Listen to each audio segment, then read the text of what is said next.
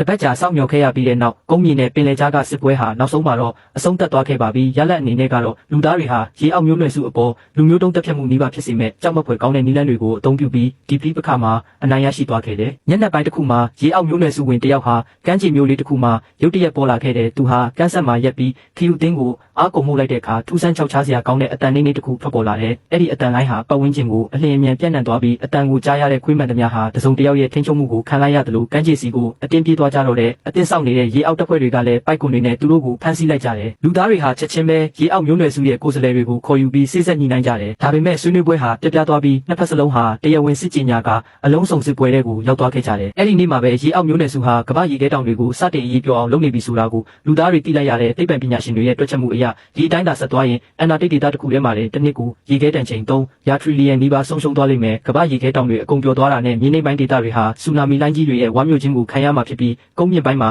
အသက်ရှင်ကျန်ရစ်သူတွေဟာလည်းကမ္ဘာလေထုဖွဲ့စည်းပုံပြောင်းလဲသွားတာကြောင့်နောက်ဆုံးမှာအသက်ရှူချက်တည်ဆုံးကြရပါလိမ့်မယ်အခြေအနေတွေကထိမ့်မနိုင်သိမ့်မရဖြစ်လာတာကြောင့်လူသားတွေဟာနောက်ထပ်တစ်ချိန်စစ်ဆက်ညှိနှိုင်းဖို့စ조사ပြန်တဲ့လူသားတန်တမန်တွေက9နှစ်တာသမုဒ္ဒရာအုပ်ချုပ်ရေးစီမံကိန်းဟာမလုံလောက်ဘူးလို့ညှင်းခုန်ပြီးရေအောက်မျိုးနွယ်စုကိုအလျှော့ပေးဖို့တောင်းဆိုခဲ့ကြတယ်ဒါပေမဲ့ရေအောက်မျိုးနွယ်စုကလုံးဝအလျှော့မပေးဘဲတင်းခံနေခဲ့တယ်တန်တမန်ရေးလမ်းကြောင်းပိတ်သွားတဲ့အခါလူသားတွေဟာအမှောင်မိုက်ဆုံးနည်းလမ်းကိုရွေးချယ်လိုက်တယ်အဲ့ဒါကတော့ရေအောက်မျိုးနွယ်စုတစ်ခုလုံးကိုမျိုးတုံးတက်ဖြတ်ဖို့ဇီဝဓာတုလက်နက်တွေကိုအသုံးပြုဖို့ပါပဲဒီစီမံကိန်းကိုအကောင့်ထဲပေါ်ဖို့အတွက်သူတို့ဟာအသင့်တော်ဆုံးလူဖြစ်တဲ့ဘက်ကလေးကိုရွေးချယ်လိုက်တယ်ဘာလို့လဲဆိုတော့သူဟာရေအောက်မျိုးနွယ်စုနဲ့အရင်ကရင်းနှီးတဲ့ဆက်ဆံရေးရှိခဲ့ဘူးတာကြောင့်သူတို့ရဲ့ယုံကြည်မှုကိုရယူနိုင်မဲ့တူရဲသောလူသားဖြစ်နေလို့ပါအဲ့ဒီညမှာပဲအာနာပိုင်တွေကဘက်ကလေးရဲ့အစားအစာတွေကိုစစ်တမျိုးလှုပ်ဝက်ထည့်လိုက်တယ်သူတတိလစ်သွားတာနဲ့အထူးစစ်စေးရေးအဖွဲ့ကဟိုတယ်ခန်းထဲကိုဝင်လာပြီးသူ့ခန္ဓာကိုယ်ထဲကိုအမည်မသိတဲ့ပစ္စည်းတစ်ခုထိုးထည့်လိုက်တယ်ပြီးတော့ဘာမှမဖြစ်ခဲ့တဲ့လိုမျိုးအရာအလုံးကိုငကိုအတိုင်းပြန်ထားပြီးတိတ်တဆိတ်ထွက်ခွာသွားခဲ့ကြတယ်မိနစ်အနည်းငယ်အကြာမှာဘက်ကလေးနိုးလာပြီးအခြေအနေတစ်ခုခုမှားနေပြီဆိုတာကိုရိပ်မိတာနဲ့ချက်ချင်းထွက်ပြေးကကမ်းခြေစီကိုသွားခဲ့တယ်သူဟာပင်လယ်ထဲကိုကြည့်ပြီးဆော့ရဲ့နာမည်ကိုအော်ခေါ်လိုက်တယ်